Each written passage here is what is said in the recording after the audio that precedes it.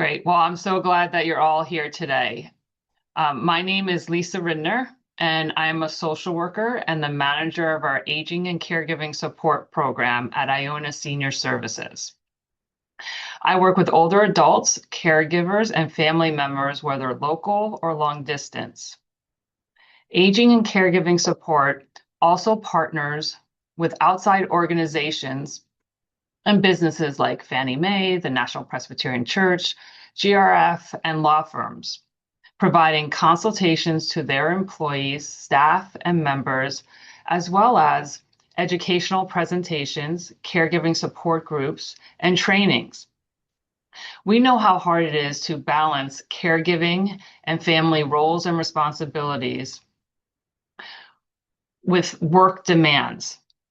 Offering these partnerships with businesses, organizations, and congregations, and being able to provide these employee benefits for employees who have access to trusted and expert guidance when facing challenges and changes that occur with aging and caregiving can immensely improve mental, emotional, and physical health while enabling employees to be more productive and focused at work. Well, I'm really looking forward to our time together today. This webinar is part of a broader series that Iona is offering as a service to the community. And if you missed any previous sessions, recordings are available on our website, which is www.iona.org. Today's session is the second in a two-part series on living with dementia. In our first webinar, we discussed the different types and stages of dementia. Today, we're focusing on the day in the life of caregivers. We will hear directly from caregivers who are supporting loved ones through their dementia journey. Before we begin, just a few quick notes. We'll end promptly at 1 p.m. All participants are muted to minimize background noise.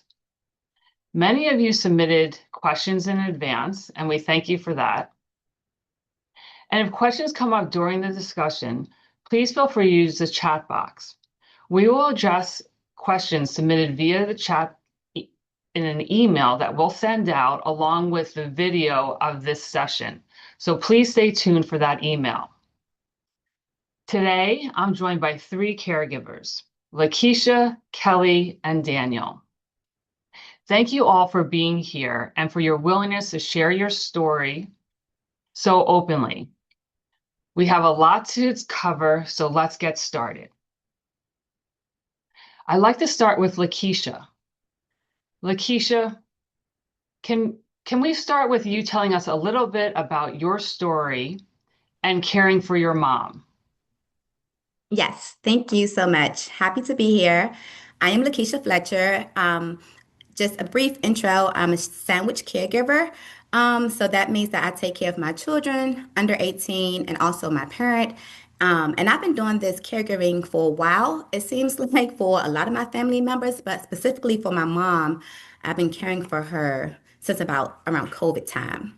So, with the advice that I would give, I would just say in this role, take it day by day. Be present each day. Give yourself and your loved one grace. Be patient. Recognize that every day might be different. Don't develop long-term expectations or plans too soon.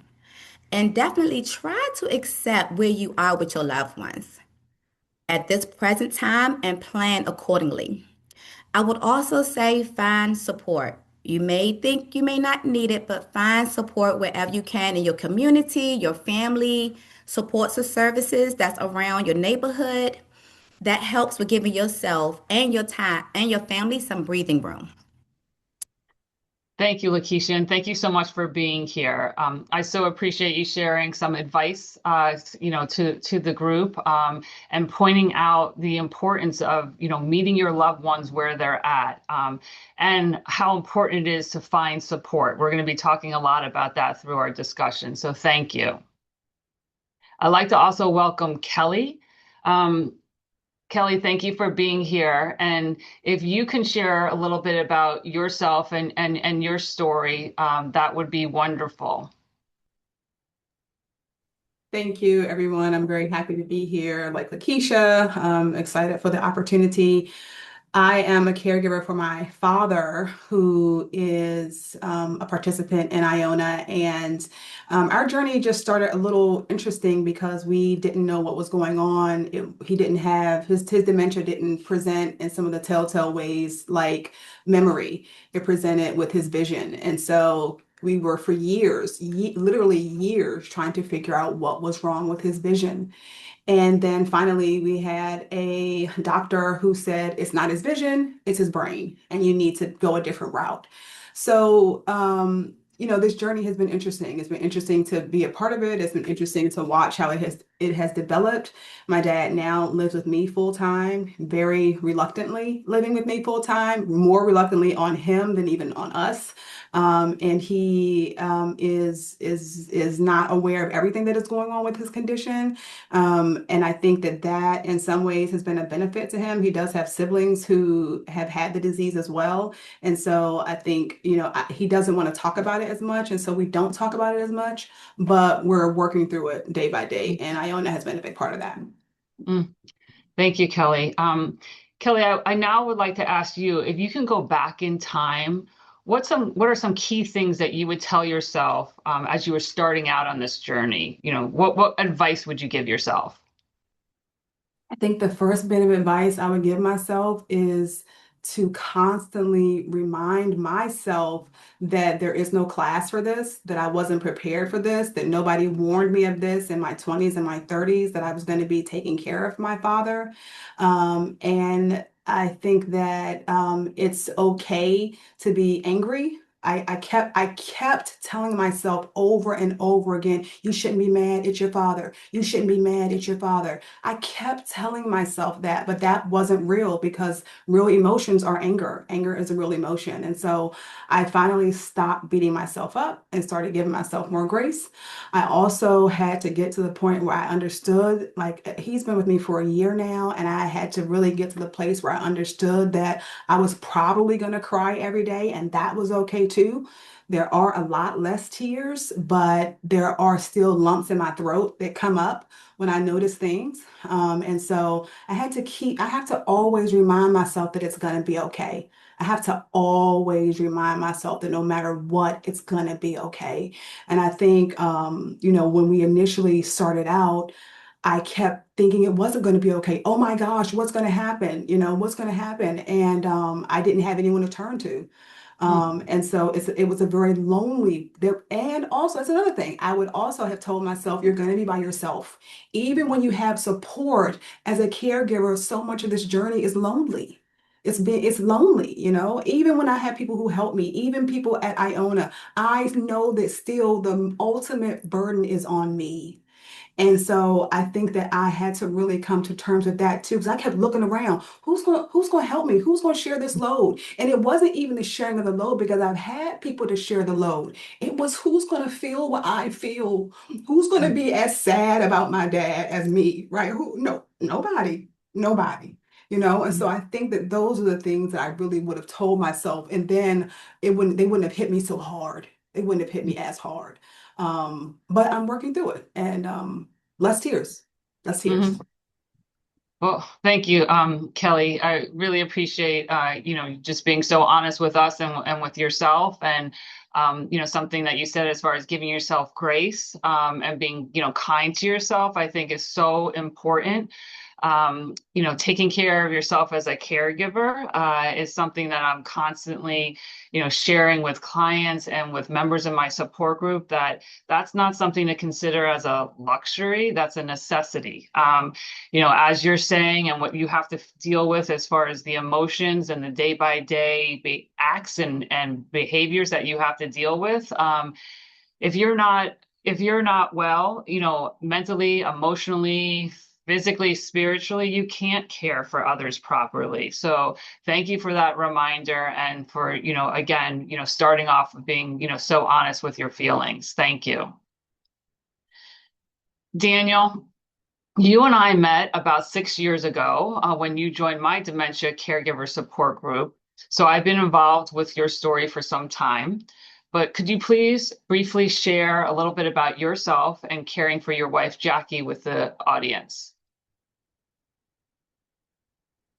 Daniel, you are on mute, sorry.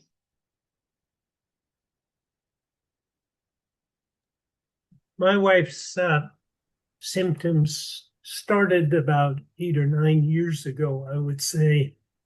One of the one of the problems with this disease is that it's very hard to sort out the symptoms from everything else that's going on as you're aging. So um, my wife was diagnosed with high mercury levels in her blood, and uh, you know, I hoped that that was it because we were able to fix that, but it wasn't it. And we followed a lot of, what shall I say, somewhat unconventional, I call it flaky medical advice early in the process of the disease that, it didn't really do much harm, but it takes you a long time to acknowledge that this is irreversible and that you can't do anything about it. Um, I entirely sympathize with Kelly's uh, noting her anger because that's what I feel a lot too. I mean, this disease really makes the caretaker angry because you're losing somebody who's right there and you want to do something about it. And what it turns out you can do is to be a good caretaker, to take care of yourself, to provide support. But in the end, there's nothing you can do to reverse the disease. I mean, it just progresses. And the course of my wife's disease was made more complicated by the pandemic, which of course cut us off from a lot of social life, and that's not a good thing in this disease, and made it more difficult for us to follow up in many ways that today are easier. Yeah, yeah. Well, thank you for that, Daniel.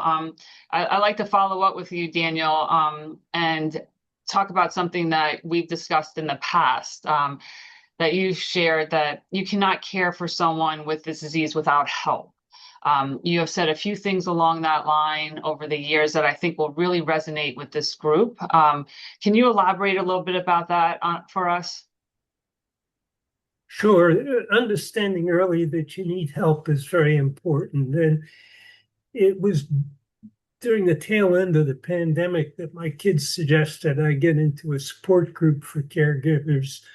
So I looked around and found one, and that was yours, Lisa. And uh, I found it extremely helpful. Everyone seems to need more help than they initially anticipated. The caretaker groups help to accelerate that recognition because you start seeing what other people are facing and you start recognizing that this is going to get worse. It's not going to get better. So with this disease, caregiving is all day, every day. And it took me a long time to realize that putting my wife in daycare was not a reflection on my insufficiency, but something that was really needed both for her and for me. The daycare people really know how to handle things, and they're very experienced. And frankly, they're better at it than I am. But the sad truth is that no matter how good a caregiver you are, it's not going to ease the pain of what's going on. It may give you back some hours of the day. I continue to do my professional activities, and I'm grateful for that. And it may make you a little happier with your own life, but it doesn't ease the sense of loss that, it's not unreasonable to react with some anger to that sense of loss. Absolutely. Well, I'm so glad that your kids encouraged you to join a support group. And for people who are in this audience, I encourage you, to think of that if that is something that can work for you. Certainly, Daniel, as what you're saying, as far as connecting with people who can truly understand, where you are and where you may be heading, provide that support and provide those resources. Is truly a gift that other friends or family, perhaps can't relate to or understand or provide that type of help. So again, grateful that your kids encourage you to join.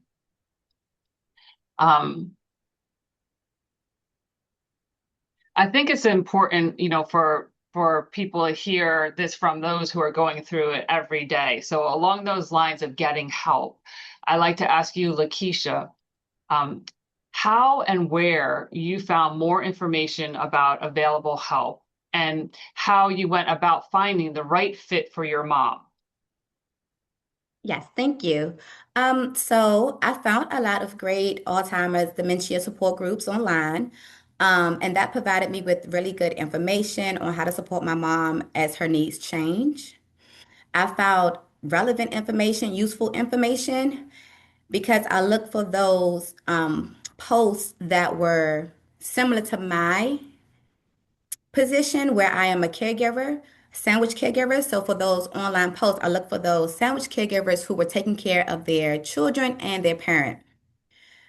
While finding resources online, I would check them out first before enrolling my mom. That's really important to know just to make sure they was a right fit. So when I would check out the resources, that meant that I would call and interview the person, what is this program all about? To check to see if my mom was a good fit. And I would also request to visit the location, such as maybe attend a lunch with my mom or a certain activity they would have, and I would attend that with my mom. It's always a good idea to do that to make sure it's a right fit before just dropping them off or enrolling them. Mhm. I remember to also listen to my intuition as a caregiver and listen to my loved one. When I was talking about dropping them off, there's been time when my mom has reacted negatively to a person while we did a visit, or she would tense up. I would look at her reactions and also listen to what she's saying. With that, because I stayed with her, if she seemed maybe a little hesitant or not comfortable, we'll just go home or I'll just choose another service because you want to be comfortable with where you leave your loved one. That's another a great example of just taking it day by day because she may feel differently a different day about the same place. So I would just say another great thing is to use when using care service is that it's helpful when I'm being consistent and not mixing up services or caregivers with my mom. Right now, I'm working with teams that I found to be a good fit with my mom. I've done the interviews, I've done the visits. She responded positively to those people and places, and that's where she is. And I stay consistent with it. I don't change up too much. And I definitely try to make sure I keep the same people around her, the same schedule. That helps with the routine. Mhm. And of course, there are times when things will pop up or, my mom's not in a good frame to deal with other people to socialize. So we adjust. But I found that consistency has played a key point in being stable and a positive type of care status for her. Thank you, Lisa. Wonderful. Yeah, wonderful. Thank you. That was very helpful. These are all great suggestions and great ways to find more information and support within the community. Lakeisha, thank you. Daniel, I know you also have some thoughts on seeking help and on the different kinds of help. Could you elaborate on that for us? Well, in my experience, there are basically three kinds of, what shall I say, major sources of help. One is agencies that provide people who will come to your home. A second is daycare facilities like Iona's, where you drop your loved one off. The third, the one I have preferred at home is to hire somebody as an individual, not through a daycare operation, not through a service provider. That means a little bit more paperwork, a little more responsibility for you as an employer. But it's what I've preferred because of the consistency that it provides. If you have somebody whom you really like, the problem with the services is that they switch out people quit. Of course, an individual can quit as well, so that's a possibility, even if you hire somebody directly. I find the daycare at Iona in particular particularly good. Why? Because it is very experienced and practiced, and it provides not only a safe environment but a stimulating and engaging one. So I use a housekeeper at home. I use daycare. We're now up to 4 days a week, and it amounts to 5 with makeup days because of travel and medical appointments and things of that sort. And if you told me at the beginning of this that that's where we would be at this point, I would have been surprised. But I don't think other people should be surprised. You're going to need a lot of help. It's financially burdensome. There is some financial help out there if you need it, but there's no question that in the end, a lot of help is required. Yeah. Thank you, Daniel, for sharing what has worked for you and for Jackie. I think the bottom line that support of some kind is needed for respite for the caregivers, as you're sharing, and opportunities for the individual with memory loss to be engaged and stimulated with people and programs. So thank you for pointing that out. Kelly, when we spoke, you talked a lot about the difficulty in finding out good information about what to expect along the disease progression. I think that'd be really helpful for the audience to hear. Can you please elaborate a bit about that? Yes, thank you. I was just thinking that when I was listening to Daniel speak, because one of the things that I expected, again, I would have told my younger self this, that don't depend on the doctor. Once the doctor gave our diagnosis, there was no support. There was nothing, literally. Like, it was like, oh, I'm so sorry, move on. So even after going to different neurologists, because I thought to myself, it must be this neurologist. It must just be, this person's bedside manner. But the reality of it was that after 3 neurologists, they all kind of wrote us off. They didn't provide any services. We did go to one hospital where they said, well, we do have a geriatric center that may be able to help and provide some services. And so we went there. And we went to that geriatric doctor, and she said, oh, I looked at the MRI. The questions you're asking me, you shouldn't even be asking me because that part of his brain is gone. Well, what? How do you just say that to a person and expect them to walk away?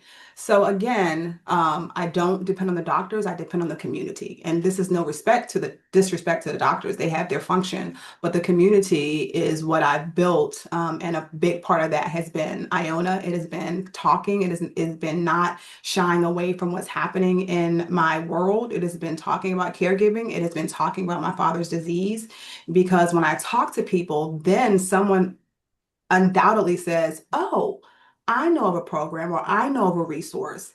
So I think that for me, it was really talking. I happened to be at a dinner party and talked about my dad, and a woman next to me said, I work for Iona. So, the old saying, closed mouths don't get fed, is very true. If you don't talk about this illness, if we don't bring awareness to it, if we don't talk about what's happening in the community and the resources that we're lacking, then we won't get them. So, or the resources that you need, you won't get them. So I'm really glad to see so many people here in this space right now, learning about what's available and learning about this disease, because it's really, really important. So that's what I would say. Thank you, Kelly. You nailed it with what you just said. It's so important to be verbal and to ask the questions to people that you're with, or asking, do you know anybody, or do you know anything about this, or anywhere, or not to close any doors. There's resources out there, but you're not expected. No one's expected to know everything about everything. And this is an area that for many is new and overwhelming, and asking people and not being afraid to discuss it can really be, such a benefit, and could break down a lot of barriers. So I appreciate you sharing that, and hopefully others, will feel more comfortable talking about it, asking questions, and reaching out, to people for some resources. It's so important. Thank you. Can I say one more thing, Lisa, really quickly? Yeah, Just of because I course. was thinking about when we initially talked about what I would tell my other self. Maybe it is my other self. Who knows? Now Yeah, that I'm what in this advice would you give yourself if you were career. starting out? Yeah, I would say that as a parent, as the caregiver of a parent, I'm caregiving for my parent. I think that the guilt around it, and having those feelings about guilt, about not wanting to do all the things that I have to do, becomes taxing. I also would say the fear around what's happening to my father, and the possibility of it happening to me is very Mm, real. Like, and also I'm 50, so I definitely kept saying, okay, also black don't crack. Y'all know that. So with that being said, I definitely was afraid all the time. Like at mm, the moment I didn't remember something, I put something somewhere. I kept saying, "Oh my gosh, is this going to happen to me?" And I think that, but I couldn't verbalize. I didn't tell anyone because I was like, "What if it really is happening?" You don't want to tell anybody, So all this shame and guilt around this disease, really is something that I would have definitely told myself. And of course, I did all the tests and all the doctors, and they were like, "Girl, sit down." But either way, this is a reality that we're living with. And then also, as a person who has watched family members who have seen their spouses go through this, that is a different type of loss. So the various levels of grief and loss that you're going through is very important to recognize. You're losing all the time. You're losing day by day. So you're in a continuous cycle of grief and mourning. And so mm, that's what I would have warned myself about. You're going to be in mourning for a long time. And then eventually your person is going to physically leave this realm, and you're going to be in mourning again. mm. So I really would have just warned myself about what that could look like and what that could feel like, and set realistic expectations for how heavy that work would be. Mm. Kelly, I'm so glad that you brought that up for so many reasons. It's raw, it's real, and it needs to, for people who are listening, if they can tell themselves that now, and avoid some of the pain that you're expressing, that you felt, that's a gift you're giving people. Something else that you said, really resonated.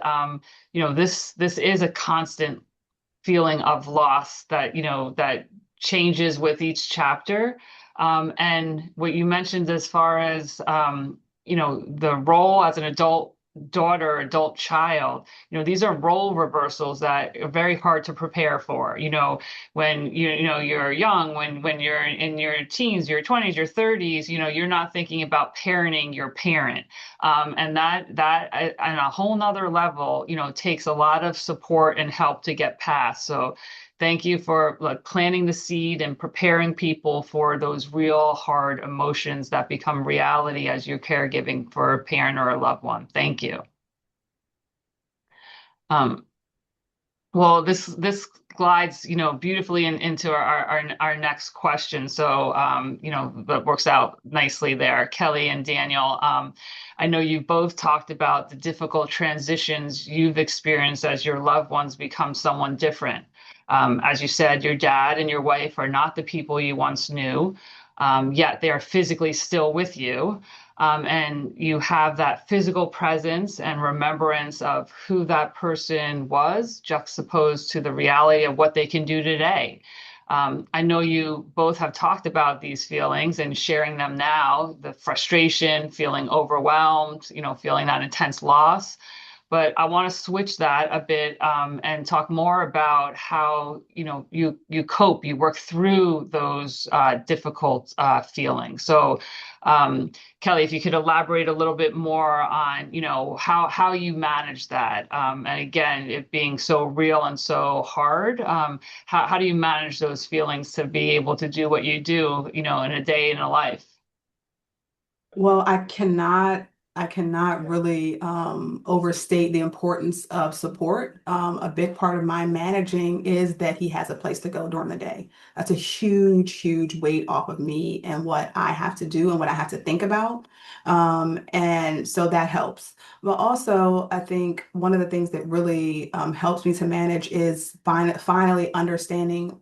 Um, and setting expectations, understanding what is expected and what I can do and what I have the capacity to do versus what is the reality. I want to do so many things for my father, but I can't. I can't sometimes based on his behavior. I can't sometimes based on resources. So I have to really set my intention and set my expectations up to be from the beginning. So a part of it is when I wake up in the morning, I know what the day is going to bring. But I also know, much like Lakeisha said, the routine and consistency is so important. So I already know I can already expect that on a Saturday, we're going to be thrown off because he doesn't go to Iona on a Saturday. And so what are we doing on Saturday morning? Why haven't you come into my room? Where's my breakfast? All these things, I have to really set my expectations up so that we both, and then also setting his expectations as well. Not way too far in advance. I can't tell him 2 days before, Saturday's coming. But the night before, I can tell him. He may forget, but it may come back to him the next day. So setting those type of things really helps. Also,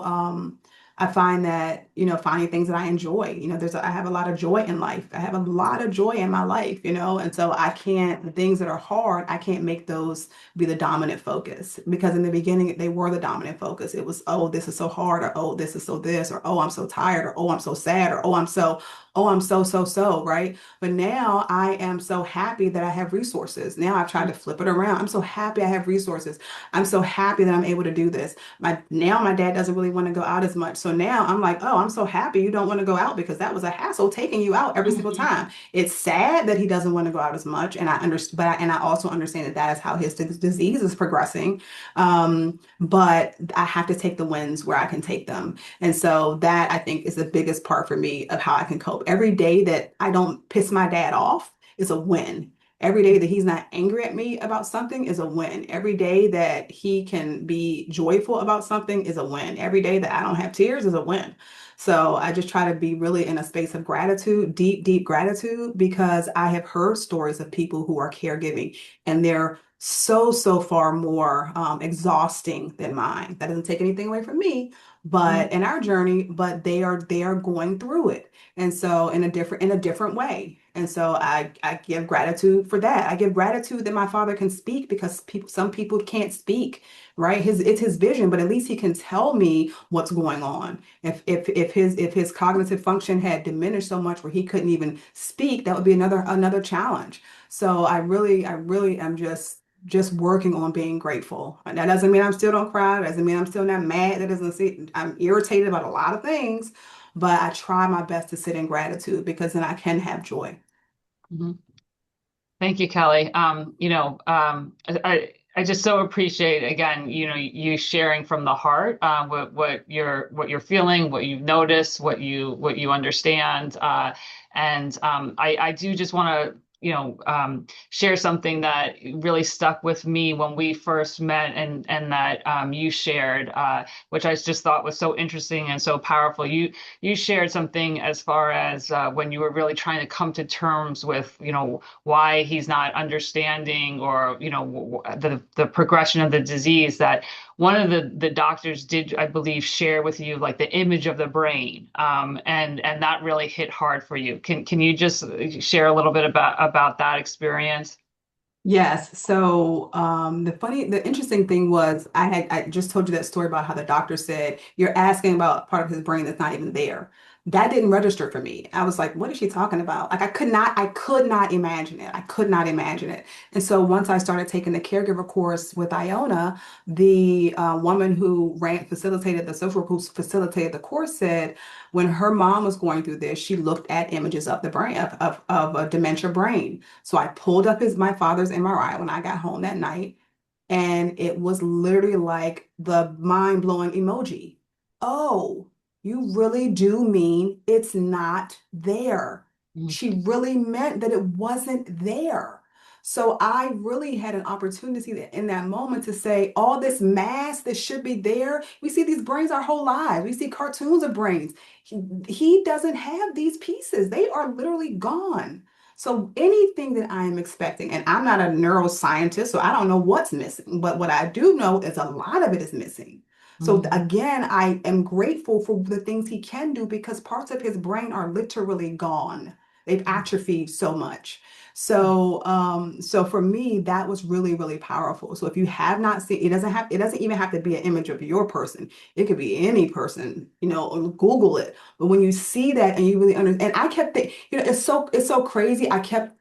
I was rationalizing, well, what can we do? Can we water it? Like it's supposed to, like, mm, you know what I mean? Like even that, because it was so shriveled, I kept thinking maybe you need some more hydration. I don't know, but something has to be able to flip this around, like Daniel was saying, but there is no cure. There is nothing you can do. No matter how much hydration you give, it's mm. not, those cells aren't going to come back. They're not going to plumb back up. And so I sat with that for a couple of days, and it gave me an opportunity to really look at my dad different, because so much of my father is still there. So much of my father is still a humdinger. So much of my father is still very street. So much of my father is still, you don't ever want to play with him. So much of him is that. But this part that's not that is humbling because it's Mm. really not that. And so I had to really sit with that. So now that I realize it makes me want to hug him more, it makes me want to baby him, it makes me want to be, oh, my baby. So yeah, that's what I got. That's what I got. Look at Yeah. the brain. Yeah, yeah. Well, that's amazing advice and so, so powerful. Earlier you said about like your takeaways on like what makes it like a win day for you. And I hope, today you certainly feel like it's a victory, a win. Thank you so much for sharing that very powerful, real experience. And hopefully others, could, follow that and learn from what you're sharing. Thank you. Um, Daniel, if you could talk a little bit about your experiences and how you've coped with frustrations, being overwhelmed, sense of loss, that would be super helpful. Well, I wanted to go back, these, if I might, to two things that have already been mentioned, but I have a slightly different take on one of them. Sure. On the neurologist, uh, I had the same experience of going from neurologist to neurologist, hoping to get help. And they will give you some pills. There are two medications that they can prescribe for early stages of cognitive impairment, uh, but they don't go beyond that. And they really don't know anything about the services that are available. At least the ones I dealt with did not help with that at all. And you're never going to know whether those medications helped or not, because at best they slow the disease. Supposedly there are random controlled trials that demonstrate that, but you're not in a trial. All you know is the one person, and that person is declining, and you don't know if the pills have slowed the decline or not. The pills will almost surely cause some other problems like stomach upset and things of that sort. So, yeah, the neurologists aren't very helpful, but they do have a couple of prescription medicines. The other thing I wanted to underline was uh, this question of fear and fear that this might happen to you too. And that's very real. I mean, I'm 80 years old, as my wife is, and you can't help but think, who's going to take care of me if this happens to me? I don't want to impose this on my kids who don't, in any case, live anywhere nearby. So that that's a very disturbing and profound fear that I think a lot of people feel. I certainly have felt it. I want to underline also that the problems of coping with every day are made more difficult because, depending on the person, of course, it's not just about memory or language or sight. It's also about executive function. That is the ability to intentionally do things and to with an expected result. I had a wife who was accomplished, charming, beautiful, entertaining, hardworking, and I don't have that any longer. And she's incapable even of thinking through, it's cold out now, I need a heavy coat, or it's warm out now, I don't need the heavy coat. She simply can't make those sort of judgments. And that makes daily life extremely difficult because it shifts responsibility for those judgments entirely to the caretaker. So if you're going to go out for a walk, I have to not only decide what I'm going to wear, but what my wife is going to wear. And that seems like a small thing, but I can tell you, if that's happening to you all day, every day, with breakfast, lunch, and dinner, going out for a walk, turning on the television or not, it becomes extraordinarily burdensome and aggravating is the only way to describe it, I think. Now, I think Kelly has completely surpassed me in the gratitude category, and I need to learn something from her. Uh, I find that very, very difficult. I'm constantly, despite the fact that I know things aren't going to get better, I know that, but to accept that all day, every day in these small ways is extremely difficult. And some of the things, that people start doing are really very annoying. You wouldn't put up with them with a 7-year-old. And here's your spouse, in my case, of 58 years, doing things that a 7-year-old wouldn't do. Uh, it's hard. It's hard. And I need to look for that pool of gratitude someplace.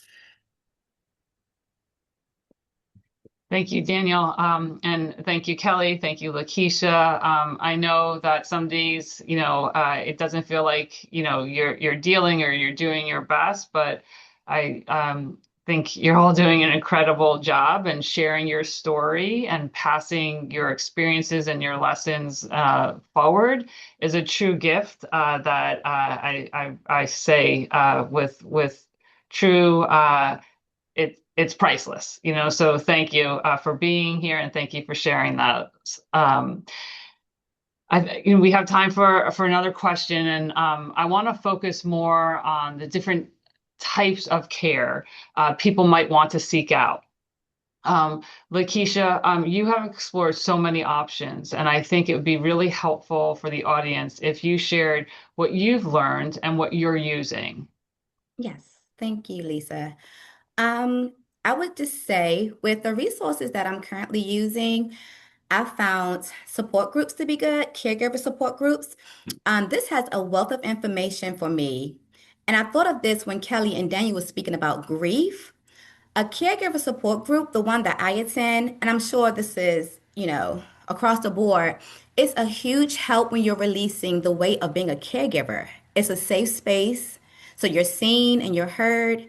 It's a brave space to vent and speak out about being a caregiver amongst that same community, so you're understood. I will also say if you're ever given an opportunity to take a structured caregiver course that Kelly was talking about, take it. Because there are so many levels to this caregiver thing. And I often say you don't know what you don't know. So being in a structured caregiver course can be very beneficial because you'll learn things that you probably didn't think to ask or do.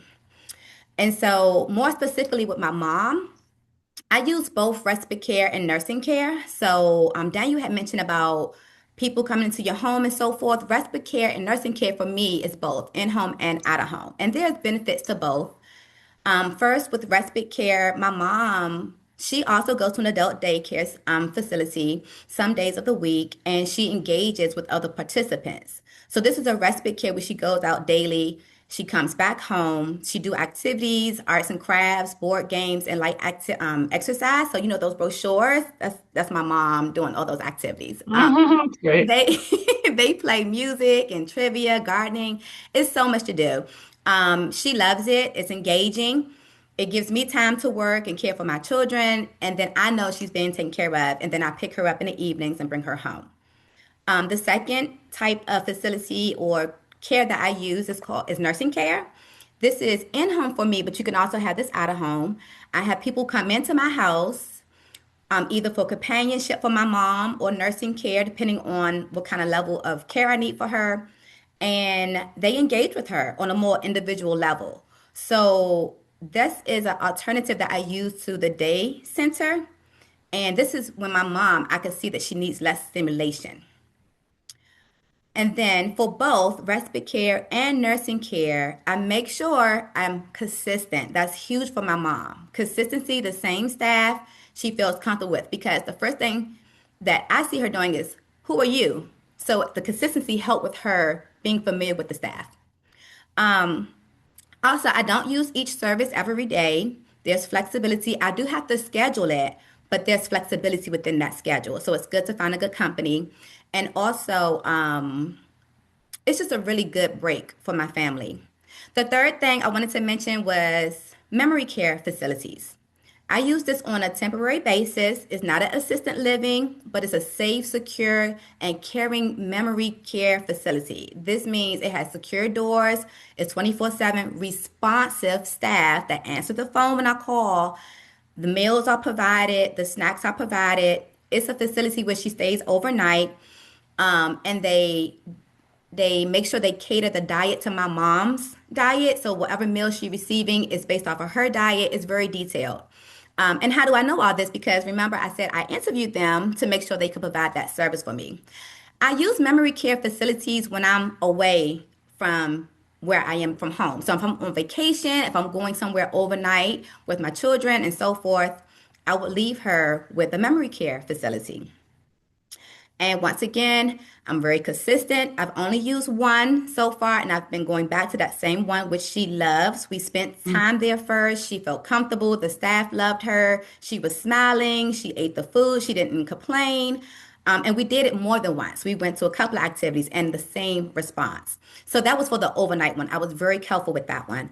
And it's been a great support for us to know that she's cared for and she's happy while we're away. So last thing I would say about all of this care is that it's expensive. I mean, like gas expensive. Mhm. So finding good quality care is very time consuming and it's the detailed research is really like detailed research you have to do, but it's worth it because you want to make sure you're spending your money in a good space and your loved one is being cared for the way you want them to be cared for. So, with the support groups that you may join, chat with your communities. Those are really good resources. People talk amongst each other in those support groups. You may find financial aid to support your loved one. You may find a facility that works really well and you can go interview them. I found learning about financial aid can really help provide great care for your loved ones when you feel like you can't afford or you can't, do something because of money. Finding that financial aid can also be a great, great resource. Mm. And so the last thing, very, very last thing I would No, say you're good. You're doing great. Thank you. is that all of this help that I'm receiving, I didn't know I needed, and I had to find out that I needed it. But I'm so grateful that I did because I'm not burnt out. Mm. Thank you. Yeah, that is such an important Yeah. point to say. But like the burnout is real, and for you to put in, the services, the support, the people, the places, before you feel, mentally, emotionally, physically ill or depleted, is such an important point. Thank you for ending with that message. And thank you, Kelly and Daniel. I think I can speak for everyone. This has been such an informative and moving discussion. I know for those who are listening that your words and your story and your resources that you've shared has been a huge help. Something that was said earlier, I believe, Daniel, that there's nothing like the human connection, and you've all shown that today. And as I've listened to your stories, I'm struck by one reoccurring theme that all three of you have mentioned in one way or another, multiple times. Caregiving is not a one-person job. It's not. There's no way it can be. Support is crucial for your well-being and your loved ones. So whether, as Lakeisha and others were saying, whether it's in your home, whether it's in a program, whether it's in a community of care, please explore your options to see what works best for you and your loved one. And if anyone has any questions about their caregiving journey that they want to discuss with an elder care expert, my contact information will be sent out with this webinar materials.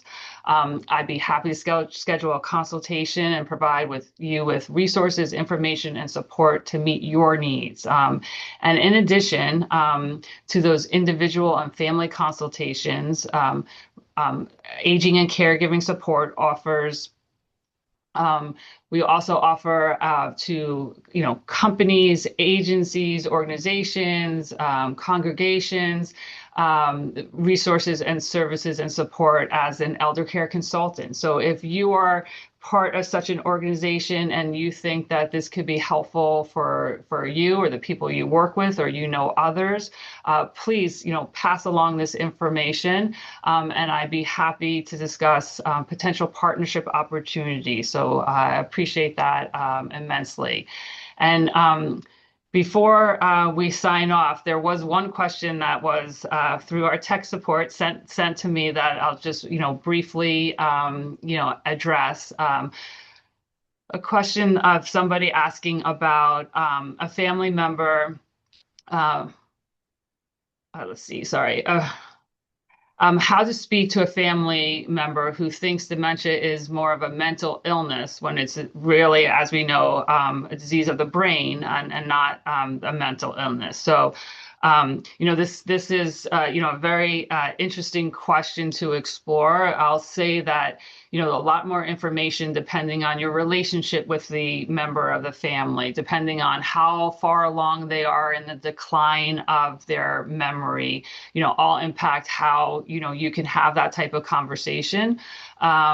I think we mentioned earlier the importance of meeting, the individual with memory loss where they're at. Sometimes the reasoning and logic and, speaking from, the understanding of fact versus, fiction is not something that somebody could process or understand. Sometimes you may need to get a third party, whether it's, a social worker like myself or, a doctor, to have more of an explanation to help, as Kelly shared her experience with, looking at the image of the brain.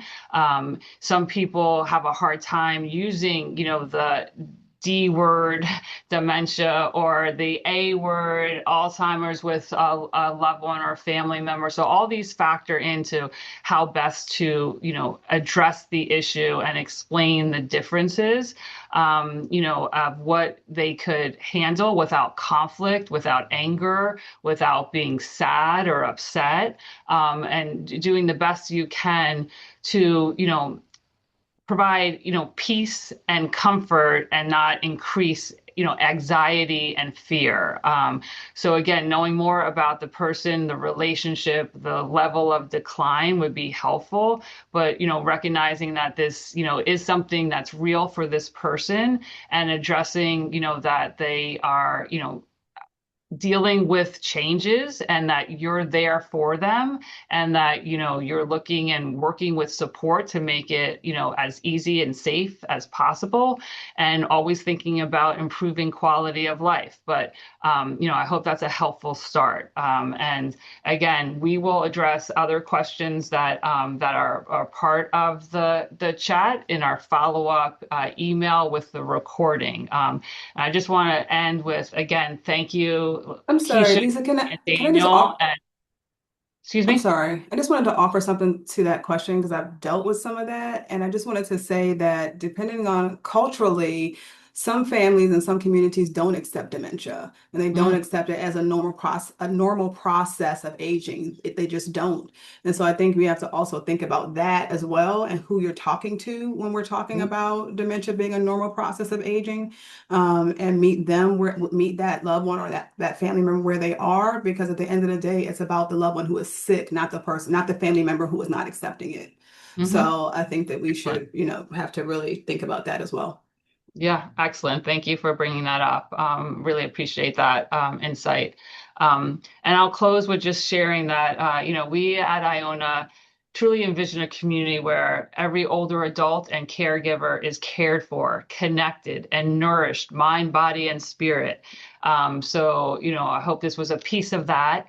And really, thank you all for being part of our discussion today, and some, key takeaways for, people to give yourself grace, gratitude, and know that this is not a one-person job. It's super hard, and being open to the support could really be a game changer to you and your loved ones. So thank you so much for being here, and look forward to hearing from you after the email comes out. And be well, and please reach out when you need. Thank you all.